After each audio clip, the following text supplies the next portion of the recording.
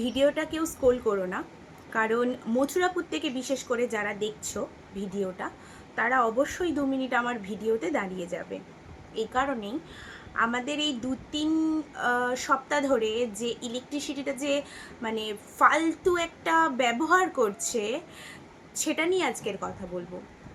প্রায় দিনকে হালকা একটু ঝড় হচ্ছে, হালকা একটু বৃষ্টি হচ্ছে, কিংবা ঝড় বৃষ্টি হচ্ছেই না, যে কোনো একটু সামান্য কোনো রিজনে ইলেকট্রিসিটিটা চলে যাচ্ছে।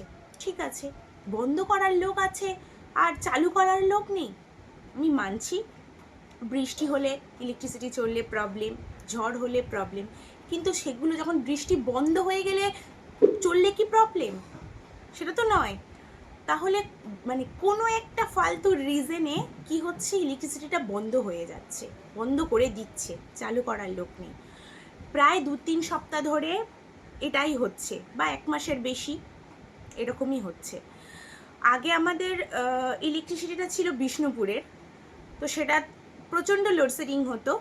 তো আমরা ভাবলাম কি লক্ষ্মীকান্তপুরটা এরকম হয় না, যায় না, তো লক্ষ্মীকান্তপুরটা যদি হয়ে যায় ভালো হয় আর কি, কারেন্টটা যাবে না বা থাকবে এরকম ব্যাপার। তো এখন দেখছি লক্ষ্মীকান্তপুর হয়ে আরও বেশি যাচ্ছে, মানে বিষ্ণুপুরের থেকে ফালতু। বিষ্ণুপুর তো থাকছে, প্রচণ্ড বৃষ্টি হলেও থাকছে, ঝড় হলেও থাকছে, কিন্তু লক্ষ্মীকান্তপুর কারেন্টটা কি হচ্ছে, কোনো একটা সামান্য সামান্য রিজনেই চলে যাচ্ছে। অ্যাকচুয়ালি বিষ্ণুপুর কারেন্টটা ভালো সার্ভিসের একটা কারণ আছে।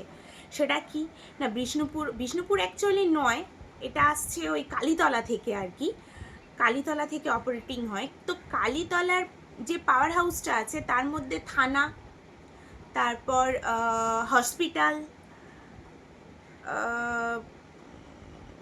এসএসএম কোথায় থাকে আমার এই মুহূর্তে মনে পড়ছে না, BDO office, yes, BDO office, সবগুলো কিন্তু এই কালীতলার যে পাওয়ার হাউসটা আছে সেখান থেকে অপারেটিং হচ্ছে। তো স্বাভাবিকভাবে এই 3টে জায়গাতে ভালোভাবে সার্ভিস দেওয়ার জন্য বিষ্ণুপুর কারেন্টটা থেকে যাচ্ছে। তো আমরা যারা মথুরাপুর রাইস মিল বা রাজাপুর এই যে স্টেশনের কাছাকাছি আছি, যেখানে খুব কাছাকাছি বিষ্ণুপুরের হচ্ছে কারেন্ট আছে, তো সেখানে কি আমাদের এটা কি কোনো রকমভাবে বিষ্ণুপুরে ঘুরিয়ে দেওয়া যায় না? আমি জানি না এটা কিভাবে হয়, জানলে হয়তো চেষ্টা করতাম। অ্যাকচুয়ালি আমি একা চেষ্টা করলেও কোনো লাভ নেই। কিছুদিন আগে আমার মায়ের স্ট্রোক হয়ে গিয়েছে এই একই মানে এই কারেন্ট চলে যাওয়ার রিজনে। প্রচণ্ড গরম ছিল, গরমে প্রচণ্ড ওনার হাই প্রেশার হয় কারেন্ট অফের জন্য, আর হচ্ছে স্ট্রোক হয়ে গিয়েছে ওনার।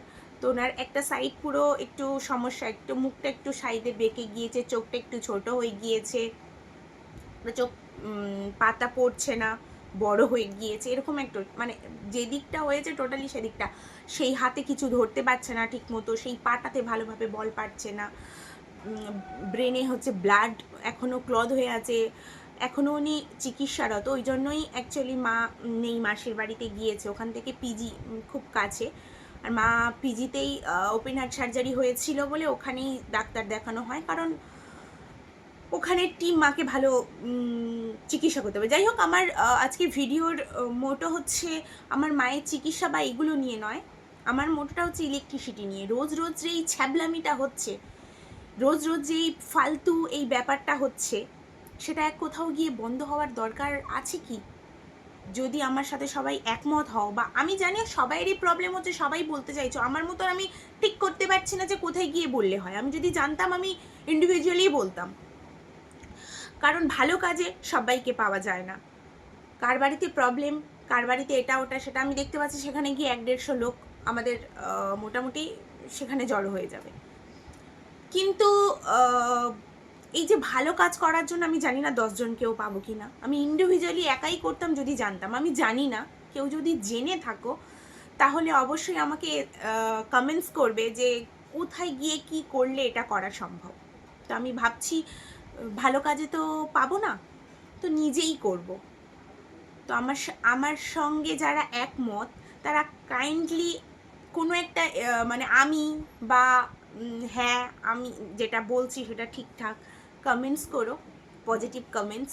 তোমরা নেগেটিভ কমেন্টসও করতে পারো, হয়তো আমি ভুল বলেছি, কারেন্ট চলে যাওয়াটা হয়তো জায়েজ, এরকম যেটা করছে সেটা হয়তো জায়েজ, আমার হয়তো মনে হচ্ছে, আমার কষ্ট হচ্ছে বা আমার ফ্যামিলির কোনো একটা প্রবলেম হচ্ছে বলে হয়তো আমার মনে হচ্ছে এটা ঠিক নয়, তোমাদের মনে হতেই পারে যে এটা জায়েজ, সেটাও তোমরা বলতে পারো। ঠিক যদি মনে হয় সেটা লেখো ঠিক, আর যদি মনে হয় যে এটা ঠিক নয় তাহলে লেখো যে না এটা ঠিক নয়।